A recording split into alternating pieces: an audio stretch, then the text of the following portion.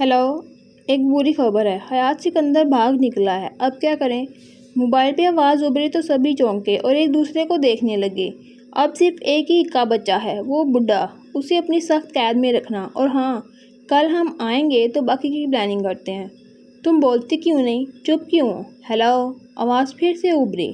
कशिश ने कॉल काट दी और यमीन के पास आई। यमीन लब नीचे देख रहा था।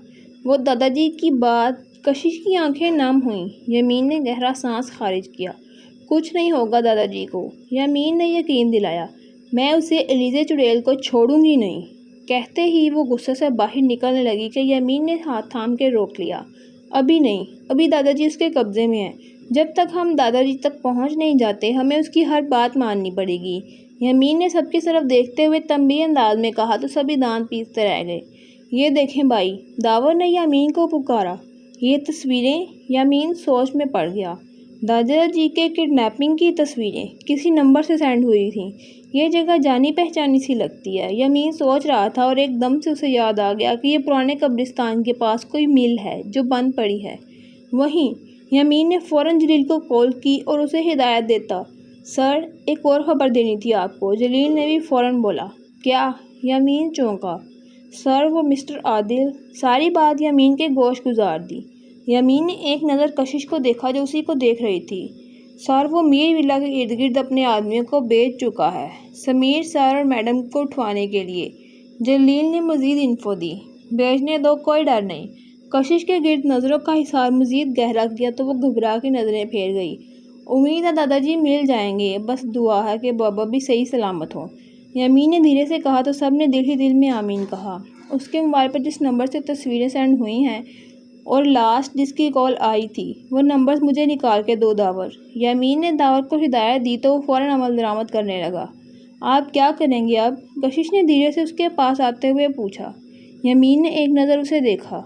उसे ये जायदाद, बिजनेस और पैसा चाहिए। नंबर की चिट जावर से लेता वो कशिश की जानिब मुड़ता संजीदगी से बोला। इसके बाद दादाजी को छोड़ेगी तो क्या आप सब कुछ उसके नाम कर देंगे? कशिश को शौक लगा। नहीं, सब नहीं, जो मेरा है, मेरे नाम है, वो कर सकता हूँ। यमीन ने जाते हुए मुड़ के कहा। लेकिन दादाजी मिल जाएंगे ना? तो क्यों? कशिश को हजम नहीं हो रहा था। सोच में पड़ गई। कशिश अभी मिले नहीं और मैं बाबा और दादा की ज़िंदगी कोई रिस्क नहीं ले सकता। मेरे लिए हर चीज़ से ज़्यादा अहम मेरे अपने हैं। यमीन ने उसे रसान से समझाया। थोड़ा वेट तो कर लें, इतनी जल्दबाजी की क्या ज़रूरत है? कशिश का मुंह बिगड़ा। कशिश, यू आर इम्पॉसिबल। मेरे पास इतना वक्त नहीं कि तुमसे बहस करूं, इसलिए। यमीन ज़िद हुआ। आप गलत कर रहे हैं। कशिश भी अपनी बात पे कायम रही। यमीन उसे बस एक टिक देखते गया। कशिश के लिए पैसा ज़्यादा ज़रूरी है, वो सोचता रह गया और बिना कुछ कहे वहाँ से चला गया। ये भी ना, अब सब इस एलिज़ा चुड़ैल के नाम कर देंगे और वो हमें यहाँ तो घर से निकाल देगी या अपना गुलाम बना लेगी। कशिश ने वहीं बैठते दुख से कहा और यमीन जो वापस पलट के आया था उसकी बात सुन के ठटका। दावर, मोबाइल वापस रखो लीजे का। उसे किसी किस्म का शक नहीं होना चाहिए। उम्मीद है दादाजी सुबह तक मिल जाएंगे। मैं भी जा रहा हूँ। कशिश को नज़रअंदाज करते हुए वो दावर से कह के मुड़ा कि कशिश फिर से सामने आ गई। आपके साथ मैं भी जाऊँगी, एक ज़िद थी उसके अंदाज में जो यमीन को मज़ीद गुस्सा दिला रही थी। हाथ से पकड़ा उसे वहाँ से उसी के रूम में ले आया, दरवाज़ा लॉक किया। तुम यहीं रहोगी और कोई भी किसी भी किस्म की शरारत नहीं करोगी, समझी? यमीन ने उसके करीब होते उसको हिदायत की, जबकि वो भी माथे पे तेवरी चढ़ाए यमीन को घूर रही थी। मैं आपके साथ जाऊंगी। वही ज़िद। कशिश, हर बात पे ज़िद अच्छी नहीं होती। आगे इस आदिल की मुसीबत को भी गले में डाल लिया है। गुस्से में झुंझलाते वो कशिश को आदिल वाली बात भी कह गया। क्या क्या मतलब? कशिश ने हैरत से उसे देखा। तुम सारे मतलब छोड़ो और मेरी बात गौर से सुनो। मेरी इजाज़त के बिना घर से बाहर नहीं निकलोगी और ना ही कोई किसी किस्म का कोई पंगा लोगी किसी से। यमीन ने धीमे लहजे में उसे फिर से समझाया। इतनी हिदायतें दे रहे हैं और आपको पता भी है मैंने सुनना नहीं, तो साथ लेके क्यों नहीं जाते? कशिश भी फिर से ज़िद करते बोली। यमीन ने गहरा सांस किया, खारिज किया। अगर हम दोनों एक साथ घर से गायब हुए तो लीजे को शक हो जाएगा और ओह, तो अच्छा, आप उस चुड़ैल की वजह से मुझे साथ लेके नहीं जा रहे? डरते हैं? उसने कमर पे हाथ बांधते वो लड़ने मरने को तैयार हुई। ऐसे कैसे सोच लेती हो यार? यमीन ने माथा मसला और मोबाइल पे आती कॉल पिक की और बात करने लगा, जबकि कशिश अपना गुस्सा कंट्रोल करने लगी। کشش، یمین نے اسے پکارا۔ میں نے آپ سے کہہ دیا ہے، میں نے جانا ہے مطلب جانا ہے، وہ بات کاٹ کے بولی۔ ویسے بھی اس کے سامنے تو آپ نے مجھے ایک ظالم شوہر کی طرح روم میں بند کیا تو سمجھیں کہ ہیر دیوار میں چنوا دی گئی۔ اب اسے کیا پتہ چلے گا کہ آپ مجھے ساتھ لے کے گئے ہیں؟ کشش نے لمبا خاصا بیان دے دیا۔ یمین سوچ میں پڑ گیا۔ ایک منٹ، دیوار میں انارکلی کو چنوایا تھا، یہ ہیر کہاں سے آ گئی؟ یمین کو اس کی مثال ہضم نہیں ہوئی۔ یہ آپ بعد میں کلاس لینا، ابھی ہمیں دادا جی کو بچانا ہے۔ کشش نے فوراً بات کو کاٹا تو وہ اس کی جلد بازی دیکھتا، اس کی ضد کے آگے ہار مانتا اسے ساتھ لیے باہر نکلا۔ بھائی ہم بھی ساتھ جائیں گے۔ داور اور سمیر بھی سامنے آ گئے۔ باقیوں کو بھی بلاؤ، سیر کرنے جا رہے ہیں نا، کوئی رہ نہ جائے۔ یمین نے میٹھا سا طنز کیا تو کشش نے انہیں ساتھ نہ جانے کا اشارہ کیا۔ اگر سب چلے جائیں گے تو اس چڑیل کا دھیان کون رکھے گا؟ کشش نے دانت پیستے ہوئے کہا۔ چلیں، ان سے کہتی ان کو آنکھیں ونک کرتی یمین کا ہاتھ تھامے باہر نکلی۔ یمین گارڈز اور سیکیورٹی گارڈز کو ہدایت دیتا گاڑی کی جانب بڑھا، جہاں وہ کشش کو لیے گاڑی میں بیٹھا۔ 2 گاڑیاں مزید سیکیورٹی کے ساتھ تھیں۔ اب وہ اسی پرانے قبرستان کی طرف گامزن تھا۔ وہ آفس جانے کے لیے تیار ہو رہا تھا اور عنائشہ اس کے ارد گرد ہی منڈلا رہی تھی۔ گھڑی کی طرف ہاتھ بڑھایا تو عنائشہ نے جھٹ سے اٹھا کے اس کے سامنے کر دی۔ حاذق نے ایک نظر اسے دیکھا اور گھڑی تھام لی۔ جتنی دیر میں وہ پہنتا رہا اور بالوں کو کنگھی کرتا رہا، وہ پاس کھڑی میٹھی نگاہوں سے دیکھتی رہی۔ حاذق نے پرفیوم کا اسپرے کیا تو اس نے آنکھیں بند کیے، وہ خوشبو اپنے اندر اترتی محسوس کی۔ حاذق نے بھی موقع ملتے دیکھ ایک بھرپور نظر اس پہ ڈالی، لیکن جلدی رخ پھیرے صوفے پہ جا بیٹھا۔ شوز پہنتا ایک بار وہ پھر چونکا جب عنائشہ نے اسے شوز پہنانے چاہے۔ کیا کر رہی ہو؟ چھوڑو اسے۔ حاذق کے ماتھے پہ بل پڑے اور عنائشہ کا ہاتھ پیچھے کیا۔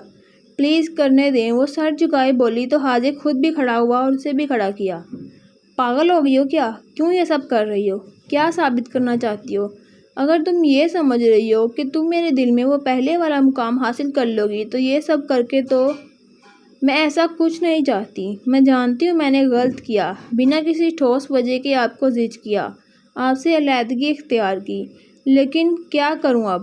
سب ٹھیک ہو جائے۔ آپ کی بے رخی مجھے تکلیف دے رہی ہے۔ اس کی آنکھوں میں آنسو حاذق کے دل کو لگے تھے۔ وہ اپنے فیصلے پہ قائم نہیں رہ پا رہا تھا۔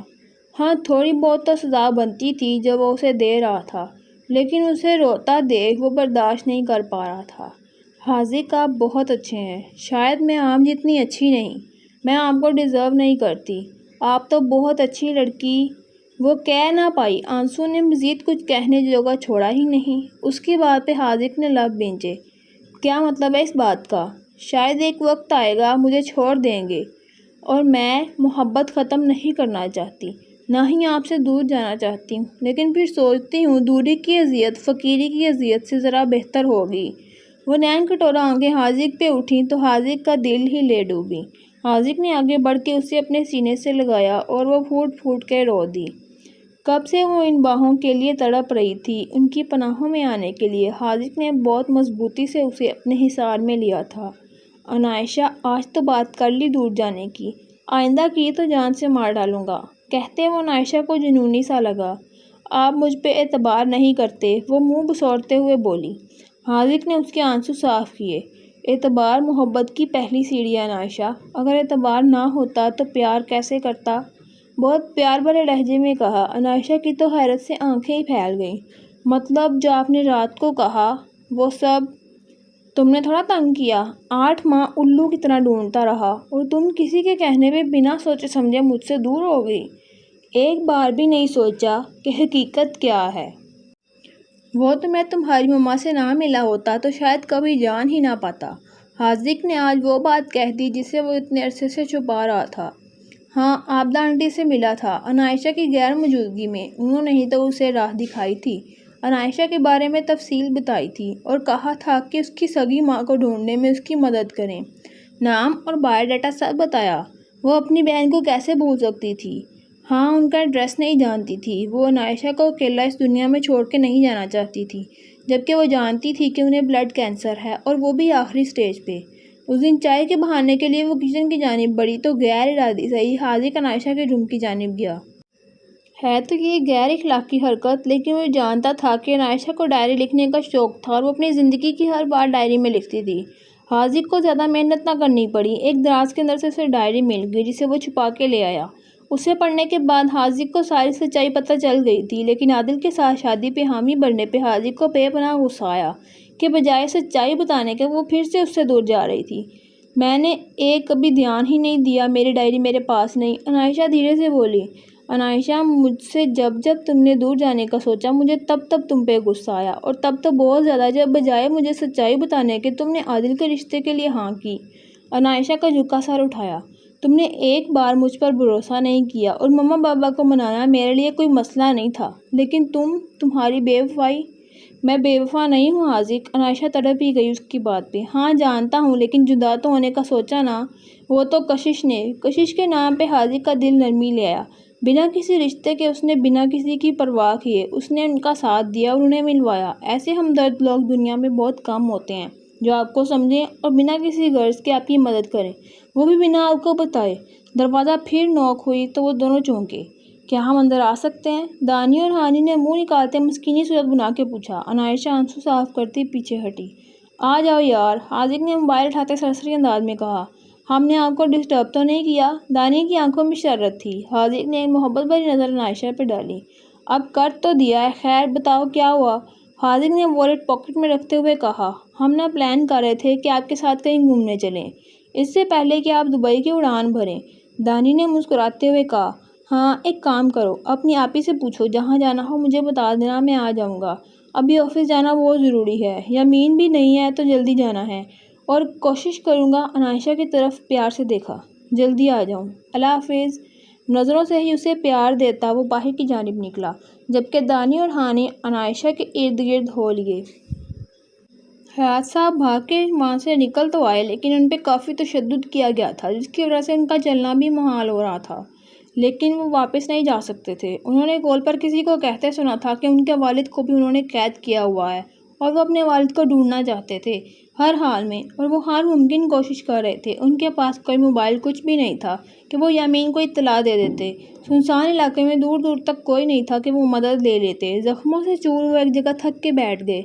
یا اللہ مدد فرما، تو جانتا ہے میں نے جان بوجھ کے کچھ نہیں کیا، سب انجانے میں ہوا اور میری کوئی غلطی بھی نہیں، تو ہی میری مدد کر۔ ان کی آنکھوں میں آنسو آ گئے اپنی بے بسی پر۔ وہ تو کل تک چلتے بھی اکڑ سے چلتے تھے، آج بے بس ہوئے تھے اللہ کے آگے۔ اسی اثنا میں انہیں کسی کے قدم کی چاپ سنائی دی تو وہ وہاں سے بھی فوراً اٹھے اور ایک طرف لڑکھڑا کے چلنا شروع کیا۔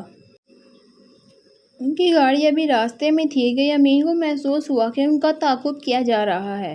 اس نے سیکیورٹی گارڈ کو الرٹ کیا اور اپنی گن نکال کے چیک کی۔ یہ بھی آپ کے پاس؟ کشش کی آنکھیں چمکیں۔ یمین نے ایک نظر دیکھا ہوگا اسے کہ ان کی گاڑی ان بیلنس ہوئی۔ یہ کیا ہوا؟ یمین نے ڈرائیور سے پوچھا جو گاڑی کو قابو کرنے کی ناکام کوشش کر رہا تھا۔ سر، کسی نے گاڑی کا ٹائر پنکچر کیا ہے، گاڑی روکو، یمین نے فوراً حکم دیا۔ لیکن سر، گاڑی روکنا خطرے سے خالی نہیں، ڈرائیور نہ مانا۔ تمہیں جتنا کہا ہے وہ کرو، یمین نے اس کی بات پہ سختی سے کہا تو اس نے سامنے دیکھتے ایک جھٹکے سے گاڑی کو روکا۔ سامنے ہی 3 بلیک کلر کی گاڑیاں کھڑی تھیں اور ان کے آگے کچھ آدمی بھی کھڑے تھے جیسے انہی کے انتظار میں تھے، اور وہ بہت مطمئن انداز تھا۔ کشش نے یمین کو دیکھا، وہ کیا کرنے والا ہے اندازہ لگانا چاہا۔ یمین نے پہچان لیا تھا وہ کوئی اور نہیں بلکہ عادل کے بندے تھے، اور سامنے ہی یمین کو وہ بھی کھڑا نظر آ گیا۔